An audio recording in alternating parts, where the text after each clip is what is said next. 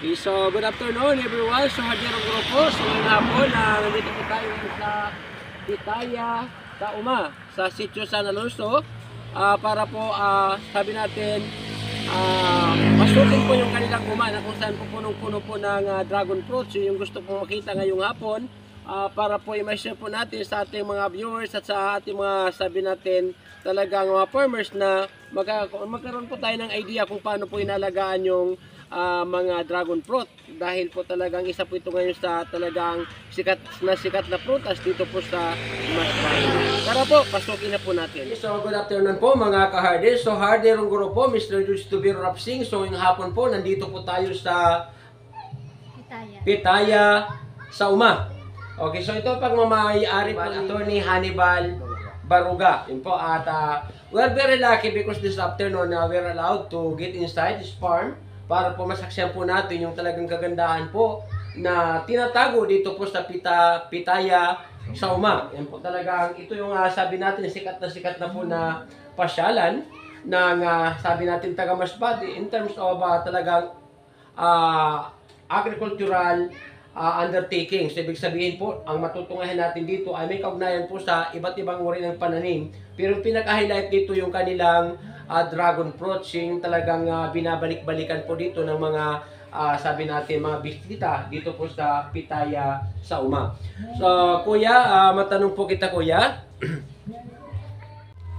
Okay, so ngayon po ipapakilala po natin ang caretaker po ng Pitaya sa Uma na kung saan siya po talaga yung trusted ni Attorney Hannibal Baruga Jr. Yun po, ang may-ari po nitong farm na to.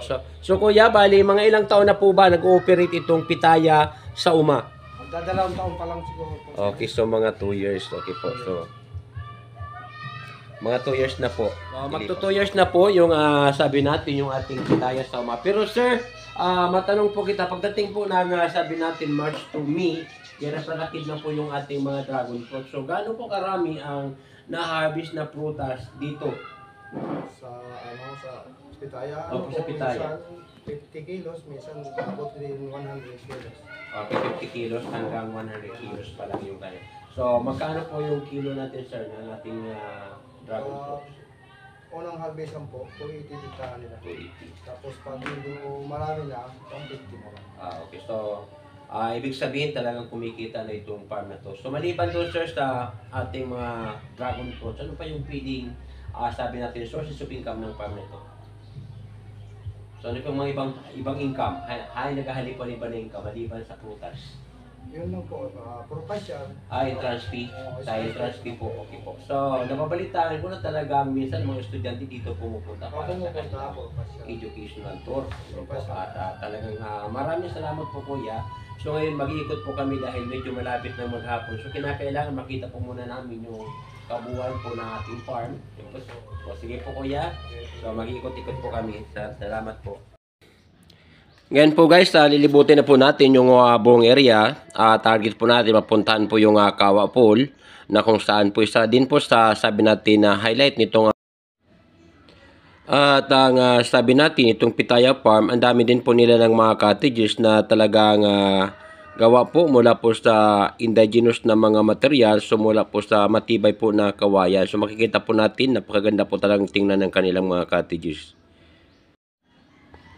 At ngayon naman po, pupuntahan po natin ang sabi nating Kawa Pool. So, yan, may nakita nga po akong mga malalaking kawa. So, sir, ano po ang ibig sabihin nitong Kawa Pool? So, parang dito po in-inspire yung kanilang talagang waterfall dito sa malalaking kawa na to. So, yun po, titingnan po natin kung ano po yung sabi natin kawa na nandito po sa loob at paano po ito ginagamit.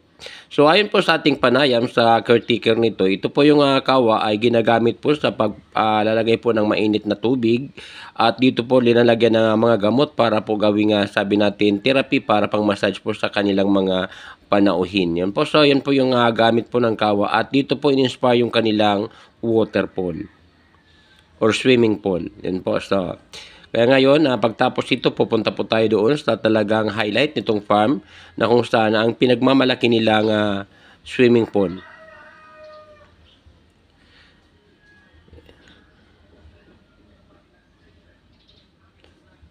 So, yan, ayon po kay Kuya, dito po, sabi natin, ginagamot yung mga taong sabi natin mayroon ng karamdaman sa tuwing pumapasok po dito sa kanilang farm. So, sa pamamagitan po ng massage therapy. Yan po guys. Sa galing sa pagkanta.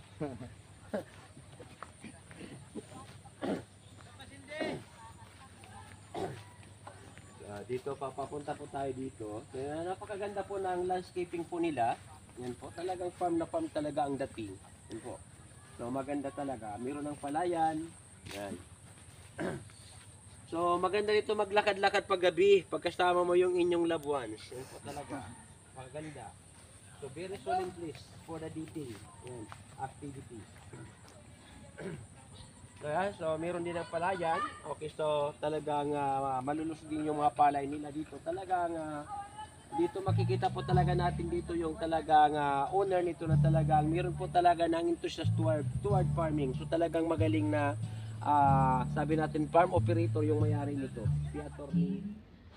Ito na po guys ang kanilang ipinagmamalaking swimming pool dito po sa Pitaya. So makikita po natin talagang napakalinis po ng tubig at talagang birdie po ang kulay. So mapapansin po natin tama lang po ang sabi natin lalim, pwedeng pang matanda at talagang pwedeng pang bata. So kaya guys, ito yung sabi natin swak na swimming pool para po sa ating mga kabataan at mga matanda. Lalo na malapit na po dumating ang ating summer season. So yun po kaya talaga pag kayo ay naiinitan, so wag magatubiling pumunta dito po sa Pitaya Farm dahil meron po dito ng isang napakagandang swimming pool. So yun po, makikita po natin, napakaganda. Talagang swak po para sa pamilya.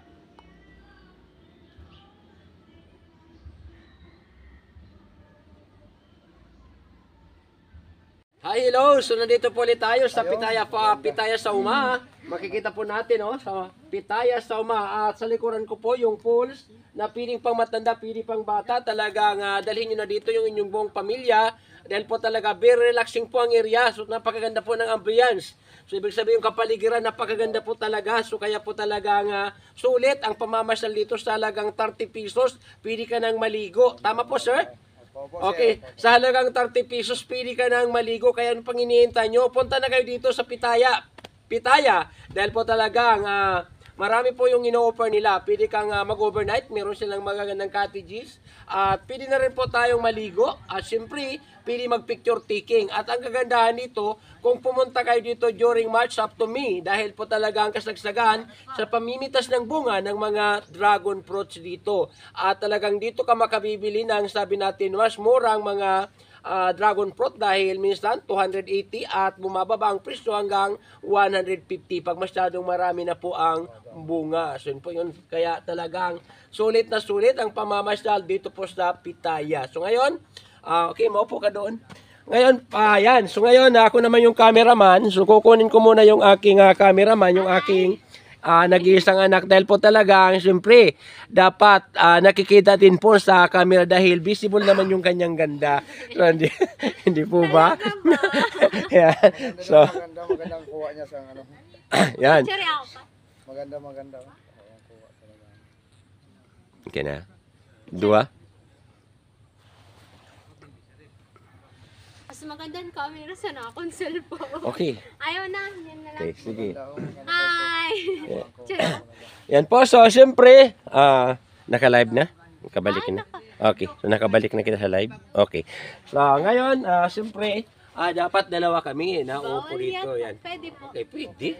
So, hindi naman masisira. Yan po. So, May bakal yan. yan. So, talagang napakaganda po dito. At pag naligo ka, so doon, pwede kang maupo sa sopa. So, paano ba yan? So, demonstration lang muna. Ayan, so ang ganda ng pakiramdam. So, ang ganda po ng pakiramdam pagtapos maligo at pagkatapos dito, nakatihaya dito sa sopa. Napakaganda po talaga. Tanggal ang pagod mo talaga pag nandito ka sa Pitaya. Yan po, so. Ngayon, dadako na po tayo sa ibang party po ng farm para makita po natin ang kanilang mga plot. Akyat ka sa taas. Meron pa din doon.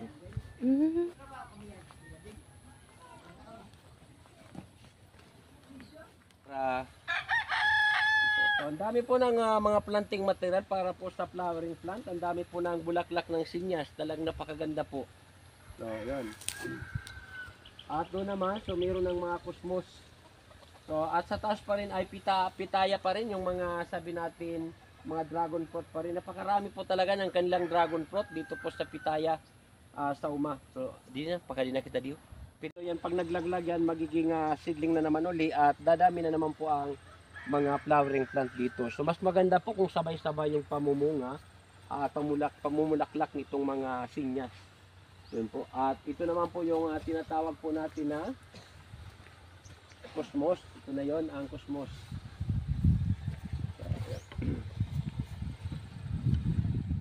Okay, so guys, inasahan po natin na yung sa mga dragon fruit, sabi po ng may-ari at ang caretaker, magsisimula itong mulaklak simula March at ang expected harvest nito ay hanggang May. So yun po talaga. Magandang layout.